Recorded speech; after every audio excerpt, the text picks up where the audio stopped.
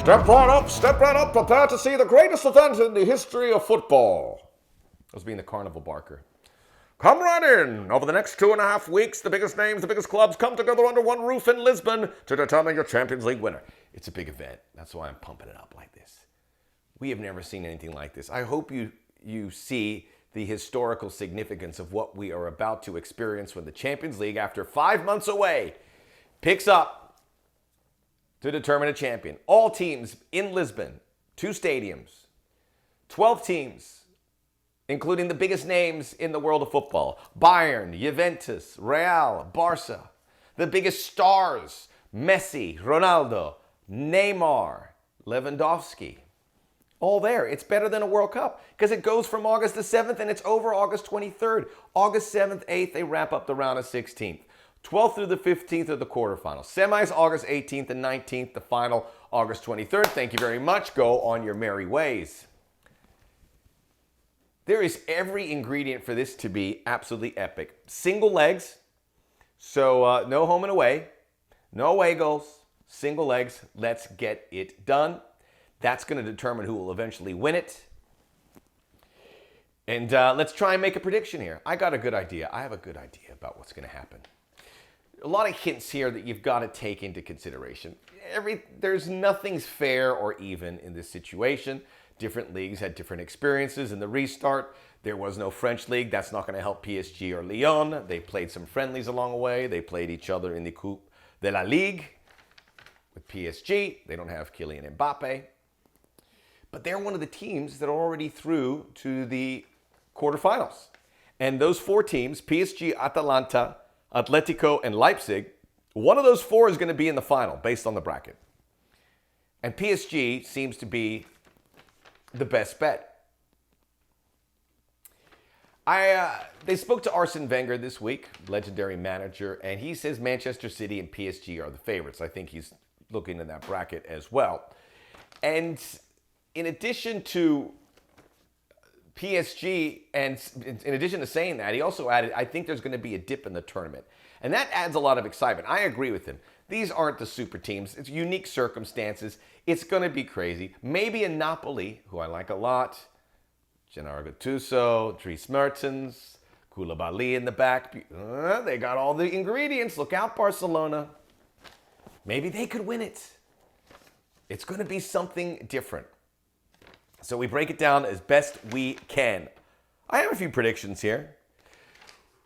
We mentioned the French league. They didn't happen. The German league, Bayern, they haven't played since the 4th of July. Leipzig hasn't played since June. That's not going to favor them.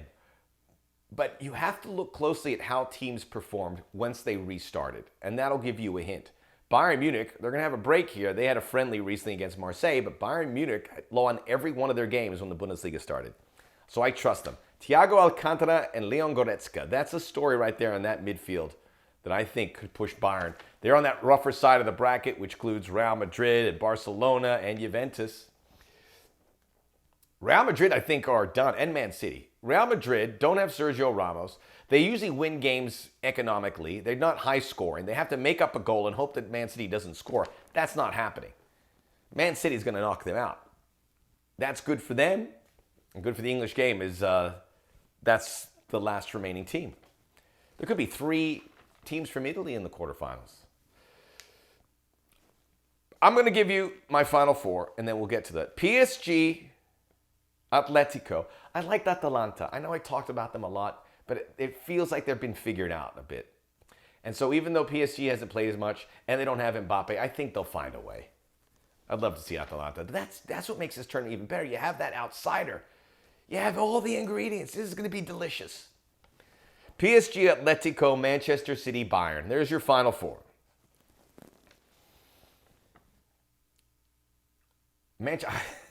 That's a good final 4. Now, single games, one legs is playing right into one team's hands particularly.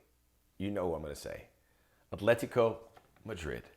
This is Diego Simeone licking his chops. He has the best goalkeeper in the tournament, Jan Oblak. He has the best defensive midfielder, box-to-box midfielder, in Thomas Partey, possibly. They have it. I mean, they have all these good players that are put together. Marco Llorente's been good. They don't have to rely on João Felix. Angel Correa, I think, is a guy whose star is going to skyrocket after this tournament. Atletico Madrid is going to win this tournament. It's not going to be pretty to watch, but they are going to win the Champions League, which will be a huge story. They are going to beat Bayern Munich in the final. If Bayern and Atletico Madrid did meet in that final, I would tend to think Bayern would win. But I give you my final pick, but I think that side of the bracket's going to eat itself up. I think it's going to be messy. They have to play that extra game. And who knows? There's just too many heavy hitters. So I go with a soft bracket, and whoever is left from the other bracket, which I think will be Bayern, Atletico Madrid. I hope that made sense. Atletico Madrid is going to be, the good news, whoever wins it, this is going to be a tournament that we will certainly impress. And you know, all those people said we shouldn't be playing sports. They were wrong. Sports should have come back. Please subscribe to the Soccer O.G.